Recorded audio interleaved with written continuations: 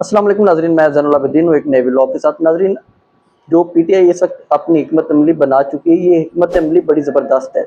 अगर इसमें अवाम थोड़ा सा भी साथ दे दे और निकल आए अवाम बाहर सिर्फ अपने हकूक़ के लिए भी, तो किस तरह ये हिकमत अमली कामयाब हो सकती है। देखें, निकलना तो अवाम ने है। पीटीआई के लीडरान उन्हें एक अपनी हिकमत अमली बताएंगे और अवाम को चाहिए कि अवाम अपने उन हकूक़ के लिए निकले, या जो ये महंगाई वगैरह हो चुकी है इसके खिलाफ निकले। अब मैं हिकमत अमली पीटीआई की जो है वो मैं आपके सामने रखता हूँ। एक तो आज उन्होंने एहतजाज किया सुप्रीम कोर्ट के बहर कि हमारी जो अलीमा खान साहबा की और दूसरी बहनें हैं उनकी मुलाकात करवाई जाए इमरान खान साहब से। मुलाकात तो नहीं हुई, हस्बे मामूल एक इनका जो तरीक़ाकार है।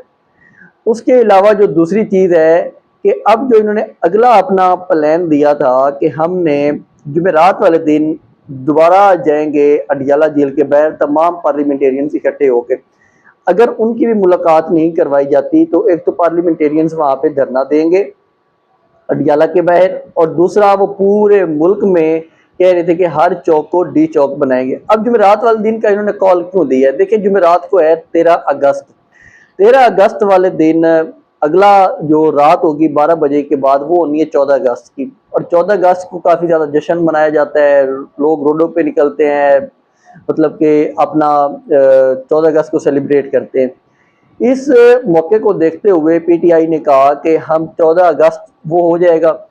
13 अगस्त को रात को 10 बजे इन्होंने दी है अपनी कॉल कि हम हर चौक को डी चौक बनाएंगे। अब अगर अवाम निकल आती है, एक बहाना भी है अवाम के पास कि हम 14 अगस्त को निकल रहे हैं, अगर पुलिस रोकती है तो फिर ये क्या होगा कि पुलिस 14 अगस्त को सेलिब्रेशन करने से रोक रही है।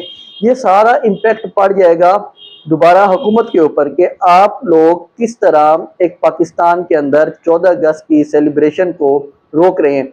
और 14 अगस्त की सेलिब्रेशन तो हर कोई करता है।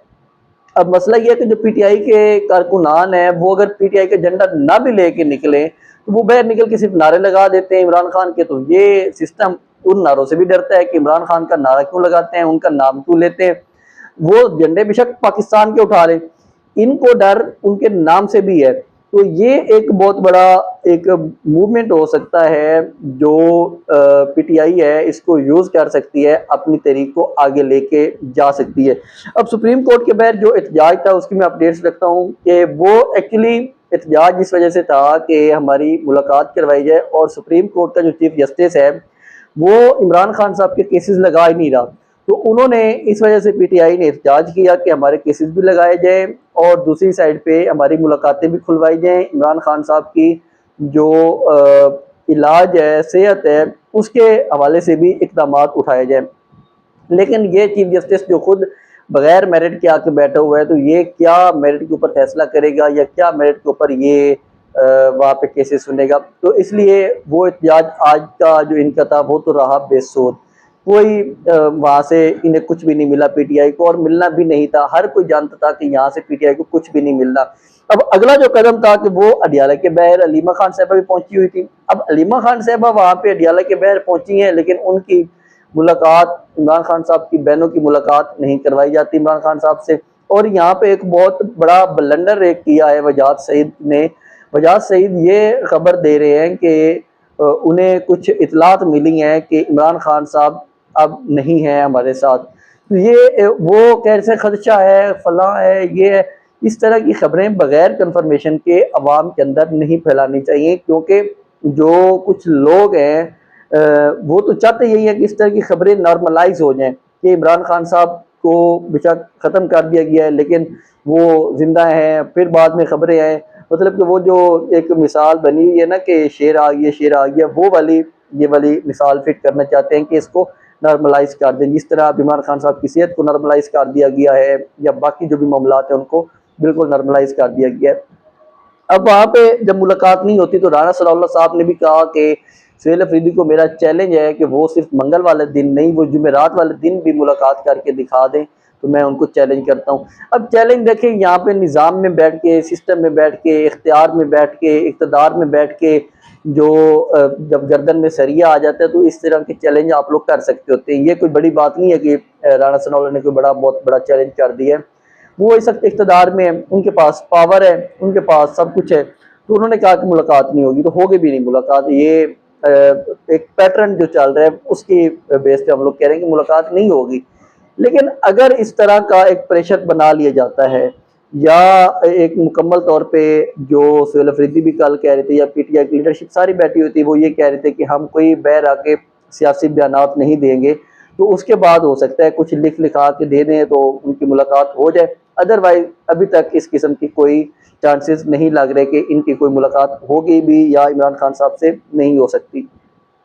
अब दूसरी साइड में मैं आपको बताऊं कि अगर इनकी मुलाकात हो जाती है, अलीमा खान से इनकी मुलाकात करवा दी जाती है इमरान खान साहब से, या नूरीन नियाजी की या उस्मा खान की किसी की मुलाकात करवा दी जाती है, तो उसके बाद जो पैगामात ऑलरेडी इनको पहुंचा दिए गए हैं बहनों को, वो ये है कि एक तो वो लॉन्ग मार्च के हवाले से जो एक ऐलान कर चुके हैं सुहेल अफरीदी, उनके हवाले से पूछा जाए कि अंदर इमरान खान साहब की डायरेक्शन क्या है।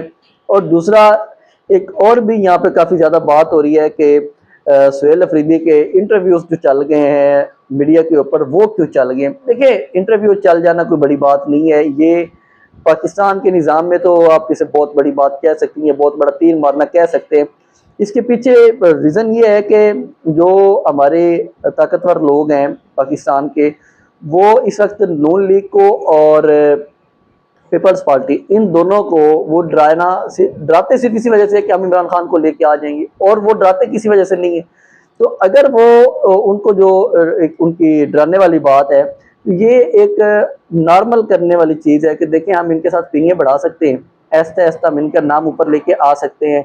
सुहेल अफरीदी के इंटरव्यू चल गया, इससे पहले जब अली बिन गंडापुर था उसके इंटरव्यू भी चल गए थे, जब वो डीलिंग के मामलात में आ चुके थे, जब वो डील के नज़दीक थे या वो अपनी डील कर चुके थे अली बिन गंडापुर, तो उनके इंटरव्यू चलते होते थे टीवी के ऊपर, उनकी बातें भी चलती थी। जब इमरान खान साहब की आंख का मामला आया तो उनके भी इंटरव्यू काफ़ी ज़्यादा टीवी पे चले कि वो किस तरह वहाँ पे बैठ के उन्होंने अपना फड्डा बना लिया था। मैं अब ज़रा बताऊँ कि जो इस वक्त जजेस की भर्तियाँ थी, और जरदारी साहब ने एक केस रोक के रखा हुआ था कि समरी रोक के रखी हुई थी कि मैं इसके ऊपर कोई साइन नहीं करूंगा, वो केस चला जाता है इस्लामाबाद हाई कोर्ट में। अब जो जरदारी साहब ने इसके ऊपर कर दिए दस्तखत, वो मैं आपके सामने रखूं कि समरी को दस्तखत करके वो भिजवा देते हैं, और इस्लामाबाद हाई कोर्ट में जो जज लगाए गए हैं शाहरुख अर्जुमंद, जिन्होंने इमरान खान साहब को पहले सजा दी हुई है, उसके अलावा उमर मजीद मलिक, वो भी एक प्रोसिक्यूटर रहे हैं, अयाज शौकत वो यहाँ पे असिस्टेंट अटार्नी जनरल रहे, डिप्टी अटार्नी जनरल रहे। तो इन लोगों को अब बना दिया गया है इस्लामाबाद हाई कोर्ट के जजेस। बाकी भी जो लाहौर हाई कोर्ट में जजेस थे या सिंध हाई कोर्ट में थे, बाकी जहाँ जहाँ पे जजेस लगाए गए थे, उनके भी नोटिफिकेशन जारी कर दिए गए हैं वजारत कानून की जानिब से, क्योंकि समरी वहाँ पे दस्तखत हुई तो फिर यहाँ पे साइन हो गए। अब इन जजेस का हलफ लिया जाना है आज चीफ जस्टिस जो डोगर हैं, डोगर कोर्ट के, तो उन्होंने आज ले लेना है, हल्फ ले लेना है इन जजेस से। और आगे ये जजेस जो आके बिठाए गए हैं, ये जजेस बिल्कुल एग्जेक्टिव की जजेस हैं। ये कोई इसमें कबात नहीं है या कोई इसमें दो राय नहीं है कि ये लोग यहाँ पे क्या करेंगे और क्या फैसले देंगे बैठ के, क्योंकि इनको लेके आया इसी मकसद से गया है कि हमें इन लोगों ने बचाना है। यहाँ पे जो पहले से मौजूद जजेस थे, उनको जिन्होंने यहाँ पे कहा कि हमारे काम में मदाखलत हो रही है, असल में मसला ये है कि इस मुल्क में मदाखलत करना एक रिवाज बन चुका है कि हम मदाखलत करेंगे। मदाखलत शुरू होती है जब से पाकिस्तान बना, तब से मदाखलत शुरू हुई और अब तक ये चीज़ चलती आ रही है। कभी जो जर्नैल थे असल में उनका काम तो अपना सिक्योरिटी का था, लेकिन अयूब खान ने आके माशाल्लाह लगा दिया, वो सिविल के कामों में घुस के बैठ गए। उसके बाद फिर ज़िया उल-हक, यहिया खान, फिर मुशर्रफ आ गया, फिर ये मार्शल चलते रहे, तो फिर आगे अंदर हाइब्रिड निज़ाम आ गया जिस तरह जनरल बाजवा का था, और अभी भी यही हाइब्रिड निज़ाम, हाइब्रिड प्लस कहते हैं ख्वाजा आसिफ साहब के, हमारा तो हाइब्रिड प्लस किस्म का निज़ाम चल रहा है।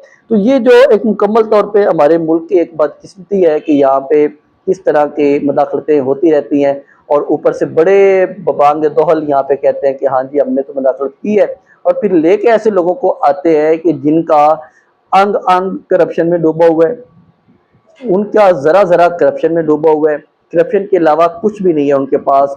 उनका पैसा चोरी का, उनके जायदादें चोरी की, उनके पास उनकी मनी ट्रेल नहीं है, और ऐसे लोग जब आके पाकिस्तान के ऊपर बैठेंगे तो पाकिस्तान का बेड़ा गर्क ही होगा, इसके अलावा कुछ नहीं होगा। तो ये जो हमारे पास आज की अपडेट्स थी हमने आपसे शेयर की है। मज़ीद अपडेट्स हम आपके साथ नेक्स्ट ब्लॉग में शेयर करेंगे। चैनल को सब्सक्राइब ज़रूर किया करें, लाइक और शेयर भी किया करें। अल्लाह हाफिज़।